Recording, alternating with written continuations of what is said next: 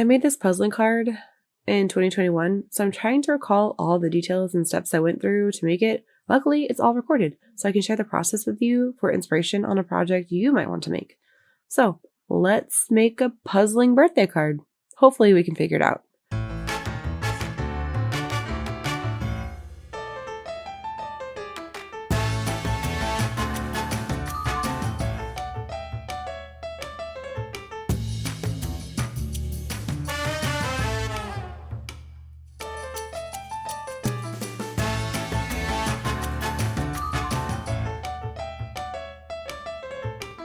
The first version I created was pretty tiny pieces, and I quickly realized that was excessive, and considering the material I was using, probably not very feasible.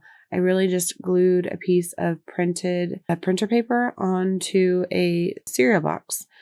I don't have video of that, but you can pretty much imagine it. I had to really play around with the puzzle settings in Silhouette Studio to get the number of rows and columns I thought would work best.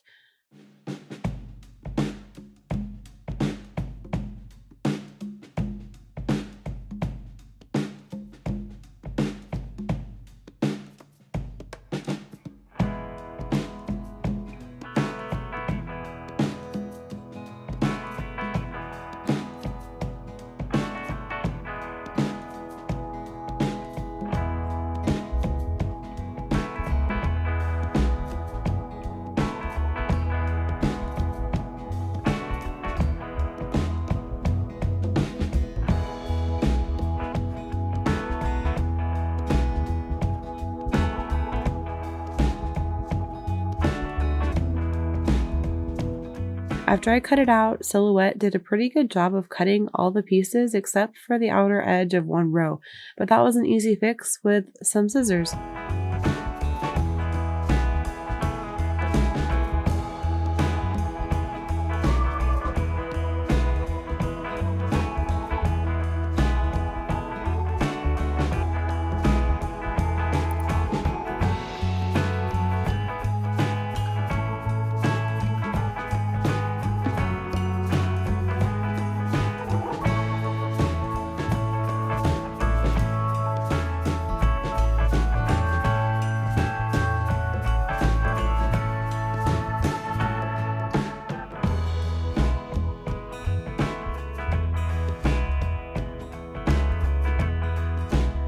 Now to test it. I was surprised. I actually had made a puzzle. Now it needs a little box to go with it, and it's not perfect. It won't stay together that great, but it's cool for a fun birthday gift. They can put it together and see the birthday balloons. Happy birthday. So, and the card that I made goes with it. So it's kind of like you're getting the puzzle picture with the card with the puzzle. So it works out.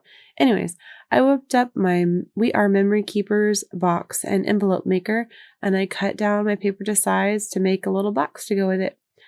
And I guess a Ziploc bag or just a plastic baggie from my inventory would have worked just as well. But in 2021, I really didn't have that stuff. So I was pure 100% paper, and I wanted to make it all out of that. So here's a little box that goes with it. And I thought that worked well.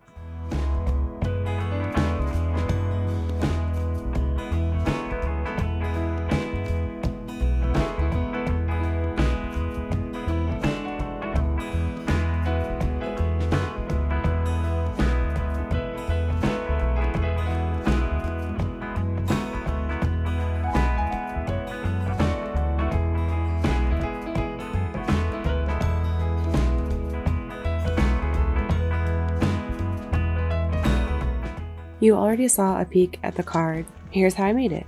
I picked this pretty blue paint swatch from my stash of recycled paper, and then with some fun border scissors added a fun edge.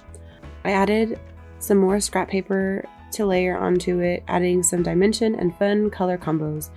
I could emboss by pressure embossing or heat embossing, but I wanted to get this done. Lastly, I die cut the sentiment after I printed it on my computer, and I placed it on the inside of the card.